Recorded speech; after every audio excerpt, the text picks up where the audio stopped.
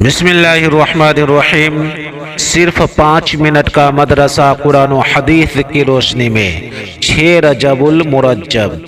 Number 1، اسلامی تاریخ دور فاروقی کے اہم کارنامے۔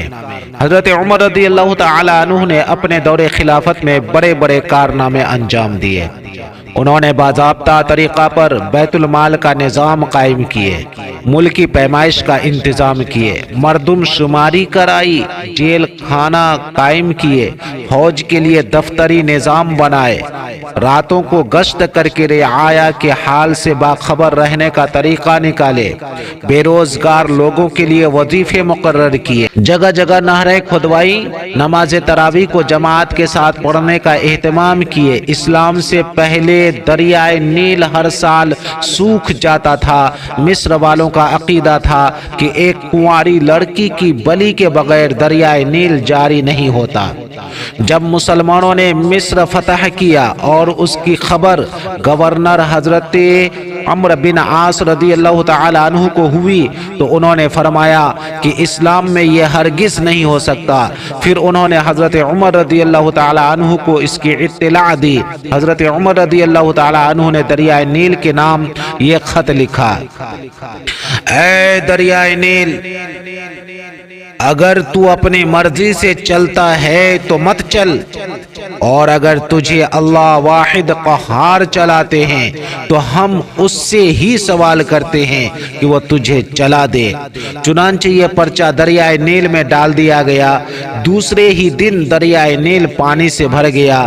اس دن سے آج تک دریائے نیل مسلسل جاری ہے۔ اس کے علاوہ بھی آپ رضی اللہ تعالی عنہ کے بہت ساری خدمات اور کارنامے تاریخ کے صفحات میں محفوظ ہیں۔ نمبر 2، حضور صلی اللہ علیہ وسلم کا معجزہ، گھی میں برکت۔ ام مالک رضی اللہ تعالی عنہ کا دستور تھا کہ وہ آپ صلی اللہ علیہ وسلم کی خدمت میں ہمیشہ ایک برتن میں گھی ہدیہ بھیجا کرتی تھی۔ جب ان کے بچے سالن مانگتے اور گھر میں نہ ہوتا تو وہ اس برتن کو جس میں آپ صلی اللہ علیہ وسلم کی خدمت میں گھی بھیجتی تھی اٹھا لاتی اور اس میں سے بقدر ضرورت گھی نکل آتا۔ ایک دن انہوں نے اس برتن کو بالکل خالی کر لیا تو گھی نکلنا بند ہو گیا۔ پھر آپ صلی اللہ علیہ وسلم کی خدمت میں آئی تو آپ صلی اللہ علیہ وسلم نے فرمایا: اگر تم نے اس کو خالی نہ کیا ہوتا تو ہمیشہ اس میں سے گھی نکلتا رہتا۔ مسلم شریف۔ نمبر 3، ایک فرد کے بارے میں حج کی فرضیت۔ رسول اللہ صلی اللہ علیہ وسلم نے فرمایا: اے لوگو، تم پر حج فرض کر دیا گیا ہے، لہذا اس کو ادا کرو۔ مسلم شریف۔ نمبر 4، ایک سنت کے بارے میں مجلس سے اٹھنے کی دعا۔ رسول اللہ صلی اللہ علیہ وسلم جب کسی مجلس سے اٹھتے تو فرماتے: سبحانک اللہم و بحمدک، اشہد ان لا الہ الا انت، استغفرک و اتوب الیک۔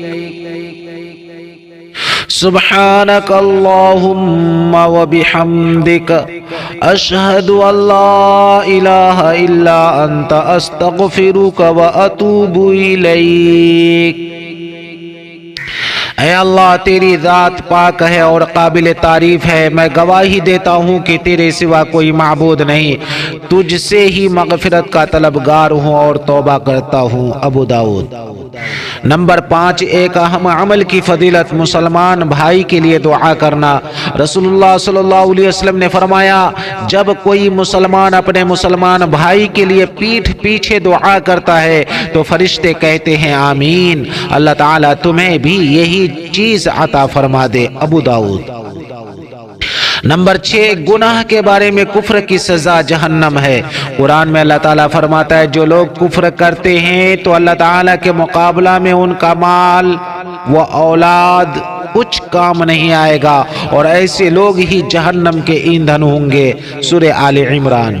نمبر 7 دنیا کے بارے میں، دنیا کا سامان چند روزہ ہے۔ قرآن میں اللہ تعالیٰ فرماتا ہے دنیا کا سامان کچھ ہی دن رہنے والا ہے، اور اس شخص کے لیے آخرت ہر طرح سے بہتر ہے جو اللہ تعالیٰ سے ڈرتا ہو، اور قیامت میں تم پر ذرہ برابر بھی ظلم نہیں کیا جائے گا۔ سورہ نساء۔ نمبر 8 آخرت کے بارے میں، جنت میں پہلے جانے والے۔ رسول اللہ صلی اللہ علیہ وسلم نے فرمایا جو لوگ سب سے پہلے جنت میں جائیں گے ان کے چہرے چاندنی کے چاند کی طرح چمکتے ہوں گے، نہ تھوکیں گے، نہ ناک سکیں گے، نہ پیشاب و پاخانہ کریں گے۔ ان کے برتن اور کنگھے سونے اور چاندی کے ہوں گے، ان کی انگیٹھیوں میں سے عود کی خوشبو پھوٹ رہی ہوگی، ان کے منہ سے مشک کی خوشبو آئے گی۔